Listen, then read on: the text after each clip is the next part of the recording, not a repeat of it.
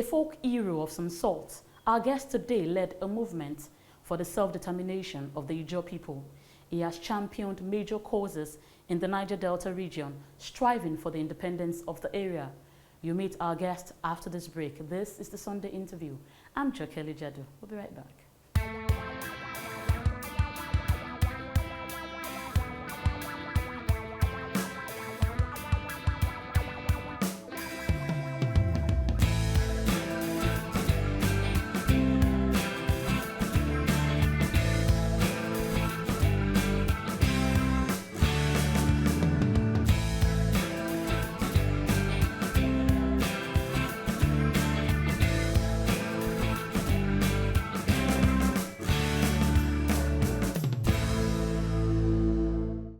Welcome back. Our guest today is the former president, Ijaw Youth Council, and founder, Niger Delta People's Volunteer Force. He is Mujahid Asari Dokubo. You're welcome to the program. Welcome. So I'm going to start like this. Who is Asari Dokubo? I was born Melford Dokubo Gooded, Junior, to Honorable Justice Melford Dokubo Gooded, Senior, and Mrs. Bekinware Melford Dokubo Gooded, Nee Dick Harry.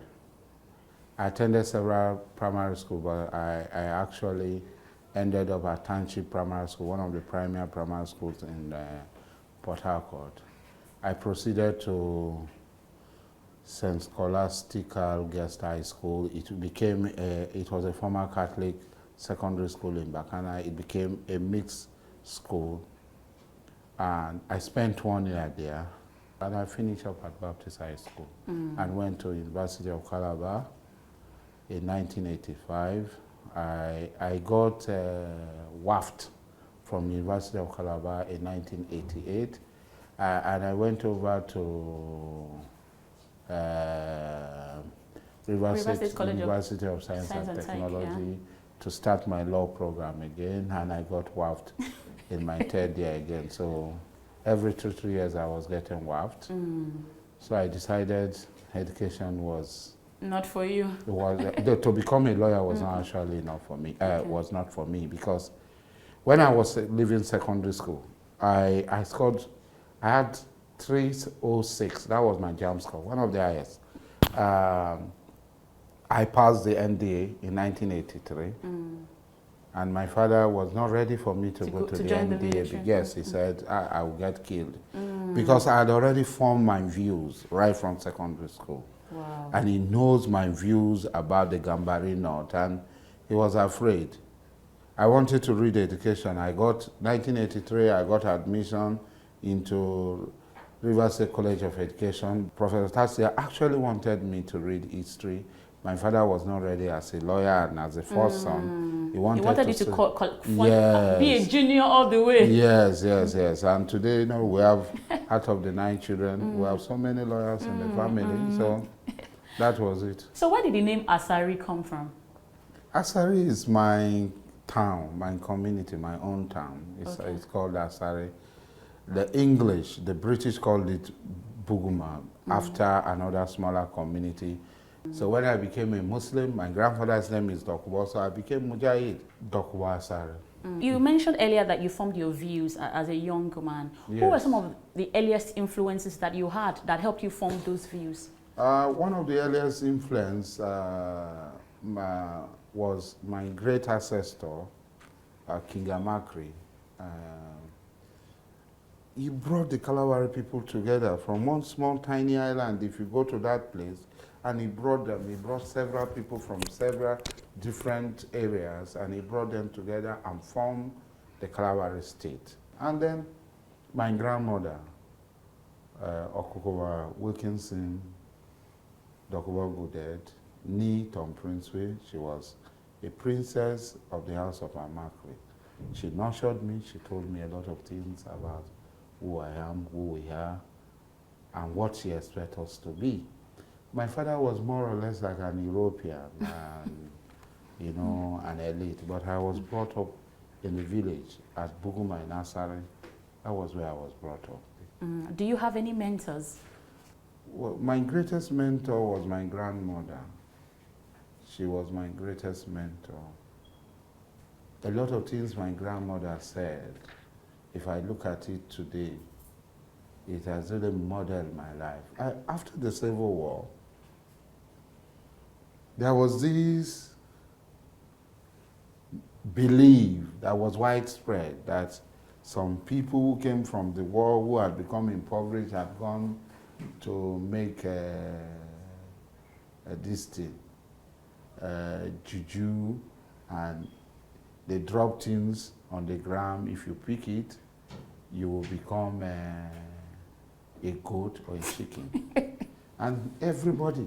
So my grandmother asked the question, and it has always influenced me. Say, if you don't pick, how can you become, how can you turn into a chicken or a goat? And so all my life, I'd never picked anybody's property. And that has influenced me.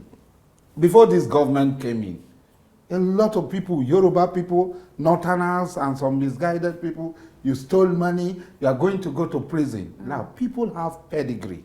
I am an Amakri, and I am very passionate about it.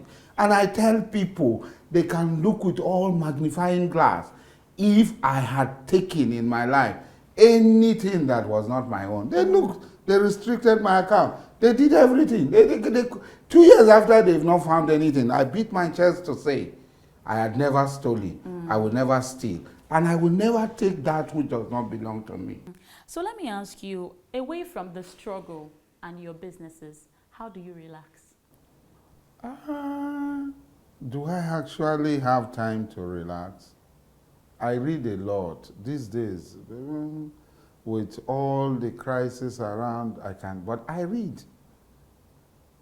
I can say I'm one of the most read person. I read so many books and so many fields. Do you enjoy any form of sports? I swim, I wrestle,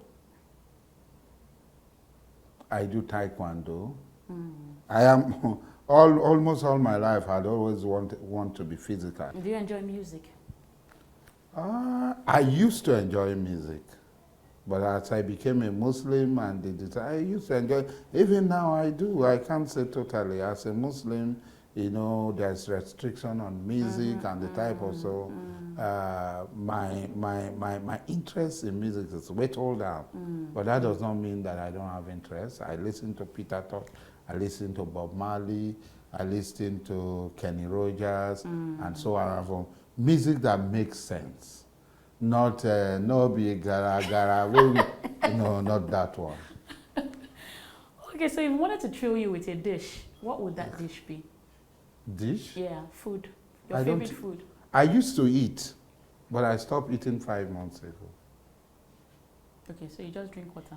Yes, I drink water. I eat nuts. I eat banana, I eat fruits. For 5 months plus now, I've not been eating because of what is coming in front. I look at myself. I say people are looking at me. I was weighing 153. Sometimes roving 157, 153. I said, God.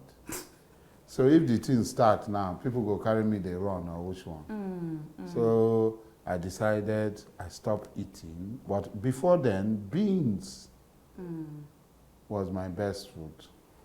So let me ask you what the struggle story is for you. How did you get into the struggle? What story triggered your activism? Like I told you, I am an Amakri. Amakri brought different group of people and created the Kalawari state. And that the Kalawari state lost our sovereignty in 18-something when they were deceived to signing a treaty with Great Britain. And my grandmother believed that I was a sort of a person that can recreate and bring back, restore the glory of the Amakris. As I lived with her, she continued to put this in my head. And one incident happened. I want to say it. I had always said it this week, all my life. My uncle, my grand-uncle, My grandmother, younger brother, King Frederick Tom Princeville Amakri VIII, was the Amainaba of Kalabari during the Biafran War of Independence from the British contrived Nigerian state. And when the occupational Gambari Nigerian military entered Buguma, my grandmother, his daughter, Omoro, Frederick Tom Princeville, now Mrs.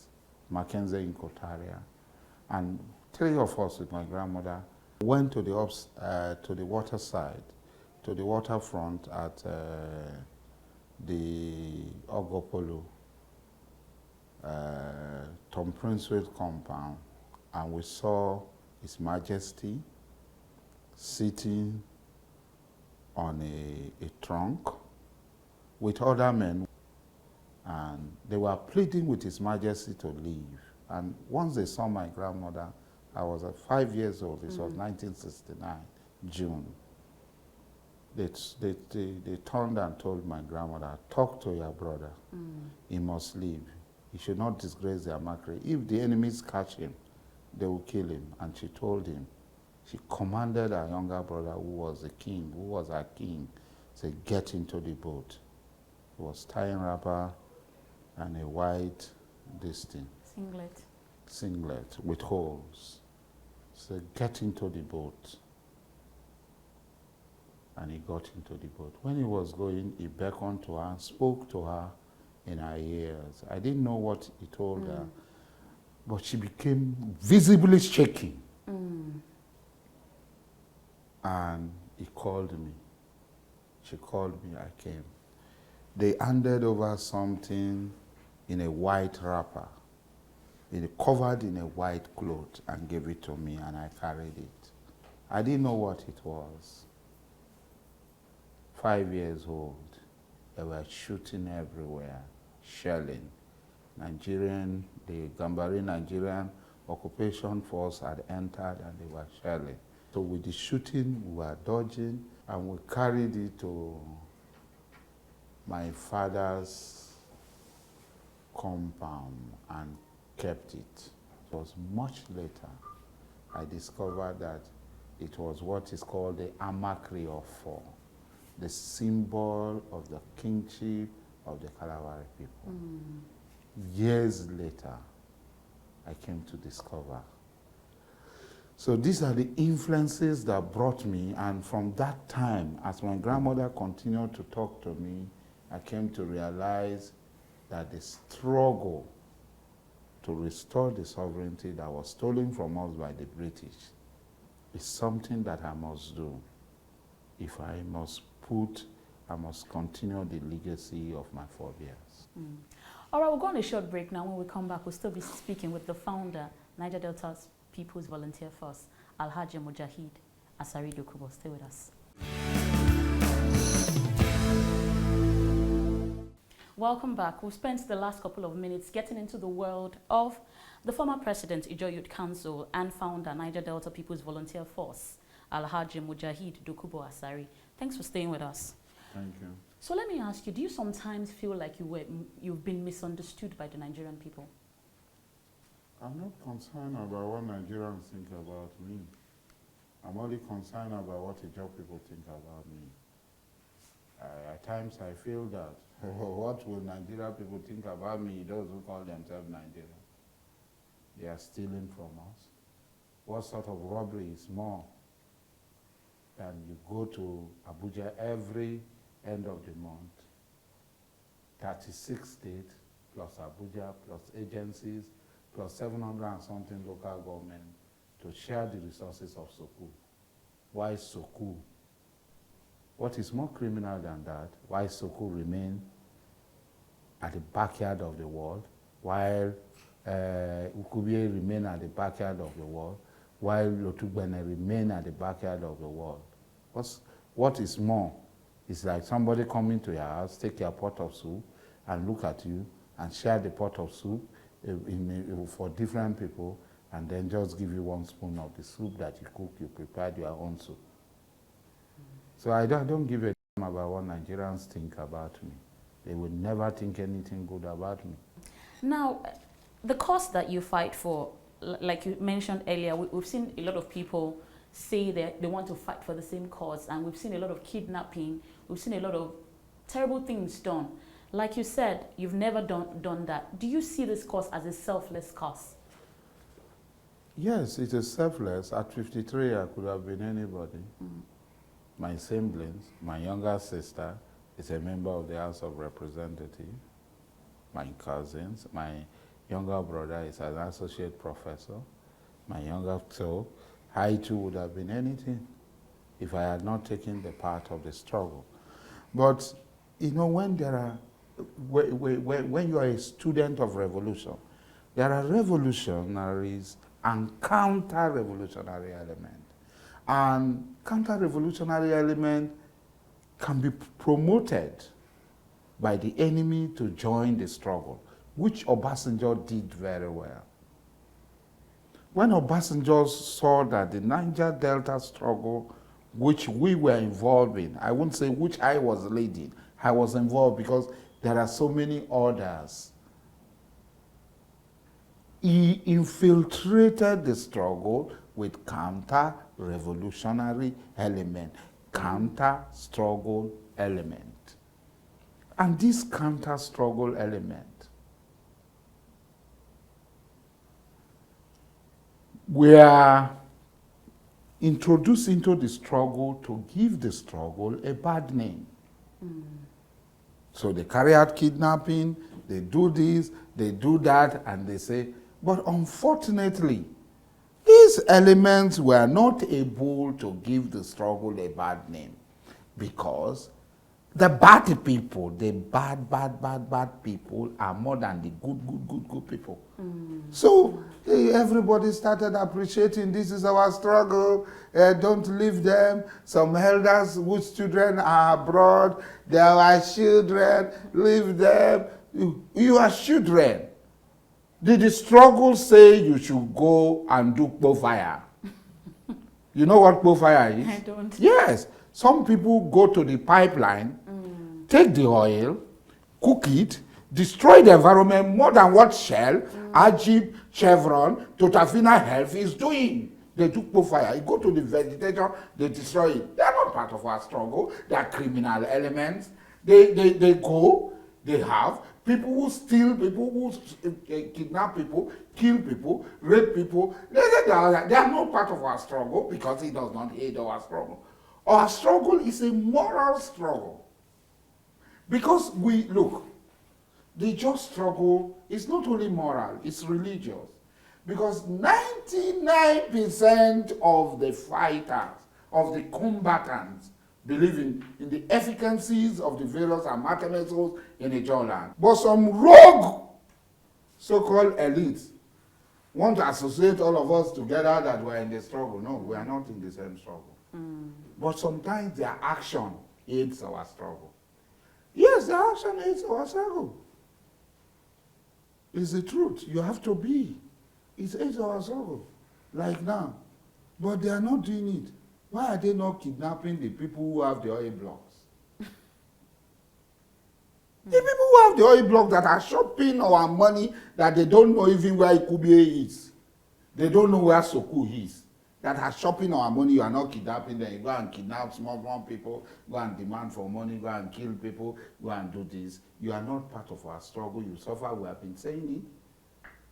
Even though it makes them to be afraid. It makes them to say, I have to be careful. Oh. So the government gave the amnesty bribe to mostly the criminal element. Because, yes, some of the genuine people in the struggle are afraid.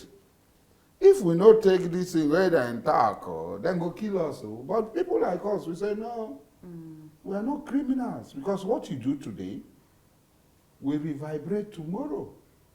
And so we said, this is your amnesty bribe. Kokolo. We're not going to take out. So we did not take it. So some people too, they have become billionaires through the amnesty bribe. Because somebody says, I have 10,000 people. Where? Somebody says, I have 2,000 people. Where? 2,000 people, 65,000 naira a month. 130 million a month. Then you pay the people 20,000, you pay the people 5,000, you pay the people whatever you like, you pocket the other one. Where you go work, where you go get that kind of money? You've claimed in several quarters that you're not a Nigerian. Why is that? I am not a Nigerian. Nations are not imposed on people. People don't sit down in Berlin or anywhere and make people Nigerians. Nations are created by the will of the people. My people have never accepted Nigeria. So how can I be a Nigerian? Nobody can impose Nigeria on me. The free will of the people create nation. If everybody gathered together, the Jaw people, which include the Kalawari people, like nobody forced the Kalawari people to become Ijaw people, they naturally know that they are Ijaw people. So nobody will force an Owerri man, an Nkwere man, to be an Igbo person. He naturally knows he's an Igbo person.